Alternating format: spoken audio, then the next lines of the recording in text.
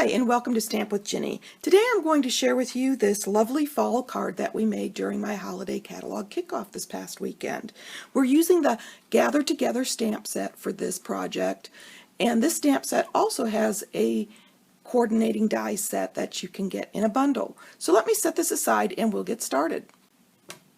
Okay, the first thing I'm going to do is take my piece of Cajun Craze cardstock and run it through my die cutting machine using the Brick and Mortar 3D embossing folder and the 3D embossing folder plate. This plate is a wonderful value and it makes any die cutting machine work with our 3D embossing folders. I've spritzed the cardstock with water so that it actually gets deeper embossed images on it. Okay, once the brick and mortar embossed image is dry, I'm going to use my Early Espresso cardstock base, and I am going to add this layer to the card front.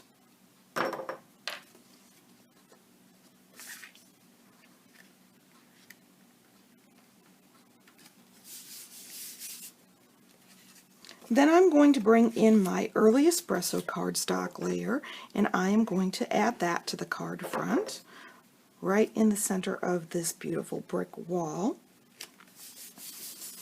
And then I'm going to bring in some of our Come Together Designer Series paper, the little polka dot image here. I've added that on top of my Early Espresso layer, and I've burnished it a little bit. And so I'm ready to move on to the stamping.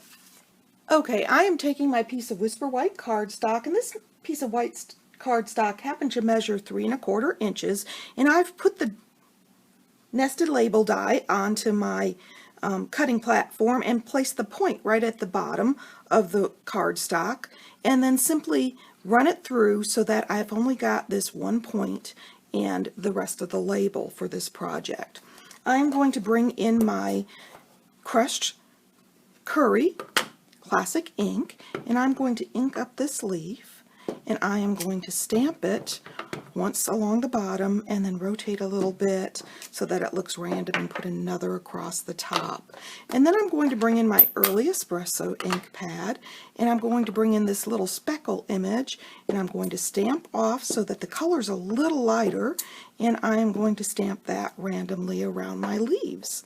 And at this point I'm ready to bring in my Come and Gather ribbon combo pack, and I'm using the Cajun Craze for this. I'm going to wrap it around my fingers 3 times and then trim.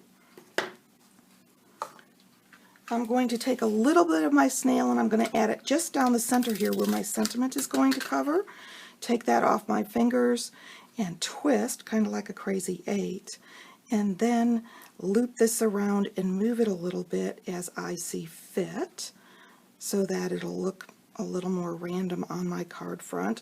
That snail is going to catch that linen thread and hold it in place for you.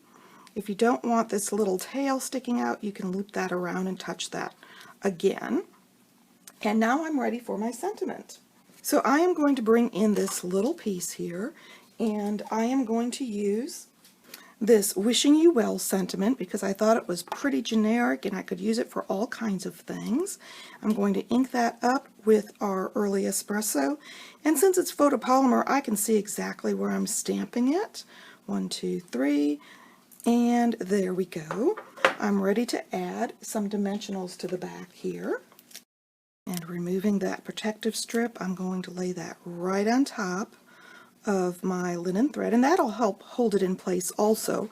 If you want, you can put a dimensional right in the middle. Okay, and once I've got that sentiment on there, I'm ready to add this to my card front.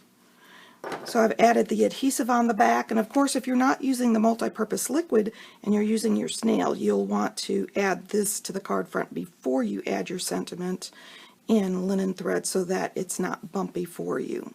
There you go. I'm going to set that aside. I'm going to bring in my inside piece here. I'm going to ink up my leaf and I'm going to stamp. I'm going to add this lovely sentiment to the inside in my Early Espresso. And once again I'm going to stamp off, and I am going to add some random dots, and now I'm ready to add this to the inside of my card. So I'm going to add a little adhesive again. and place that inside. There we go. So let me show you the original again.